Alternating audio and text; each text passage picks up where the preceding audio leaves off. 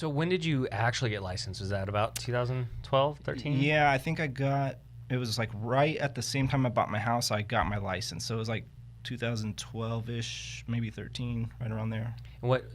By the time I finally like closed on my house and went through the whole process, it felt like I was looking forever. But I think by the time I finally got the house and everything, I think it was like 2013. And so you started at a different brokerage because Signature wasn't around quite yet. Yeah, so I'm going to do a lot of name dropping in this podcast. There's another guy named Miguel Aguilar. Oh, So yeah, Miguel. you guys Okay, know that's how you Miguel. got it, Yeah. So Love Miguel. I got to give him some credit too, because I think I started following him on Instagram, and Instagram right. was like a brand new thing at the time. Yeah. Even before I had found the house I purchased, I started following him. And you know Miguel. You guys know yeah. Miguel. Mm-hmm. And He's strong on I mean, he's a strong dude, but then on Instagram, well, he's huge. I was looking back. I was talking to him like 6 months ago or something, and I was laughing about a post I had liked, and it must have been around like 2012 or 13 of his, and it had like 10 likes or something. Yeah. You know, now he's got like thousands and thousands of people. But I started following him, and I actually reached out because he was into like classic cars and working out, and you know, he had 2 daughters, and I kind of felt kind of like, wow, this guy seems like he has a cool life, and he sells real estate, and I like classic cars, and I have kids, and why can't I'm already getting into this real estate thing. Why can't I follow a similar path that this guy did? And honestly, I didn't know him. I only knew from Instagram. So I reached out to him, and to his credit, he was very nice, and he's like, hey, do this. He's like, go join a big box brokerage like Tarbell or something. And, you know, once you get your license, because I was talking to him while I was in transition of getting my license. I hadn't got it yet. He said, once you get your license, go to one of these places. 3 months or something, if you still want to keep doing this, hit me up and we'll talk about working together maybe.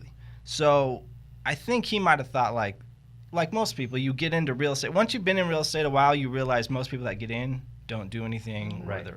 So I think instead of just saying, oh, no, I'm not going to work with you, or oh, I don't have time or whatever, I think he's just like, hey, if he gets through this, then maybe we'll work together. So it started out that way. Why am I not breathing? I'm talking so much, I'm not breathing. Wait, so take a breath first. I know, I need to take a breath in the water. Have a drink. It's gonna be okay. So yeah, so once I got my license, I don't know why I'm not breathing though. you are breathing because you're still sitting I'm here. still here. Yeah. Yeah, once I got my license, I went to Tarbell. And then from Tarbell, I went to Keller Williams. And this was in like a short time span. Like 1 month I was at Tarbell. I kind of got bounced around. I'm like, I don't know what I'm doing. Right. Went to Keller Williams and met Mahasa. Sweet girl. And another dude, Brad maybe? Or what was the manager? I don't know. It's all like a blur in my head. Yeah. But and then I hit up Miguel, and he's like, okay, come work with me for a little bit. And that's Is that when he had Realty World? Or was No, he at that time was with PRW, just a small, you probably know Lisa Giles maybe, a lender, broker, owner, whatever. And started working with him.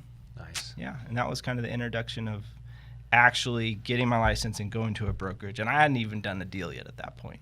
Yeah. But to his credit, he said, hey, come on. And he kind of put together a small team. And that's where I met Michael Marchena. Okay. Oh my gosh. Yeah. This has been a weird, long road.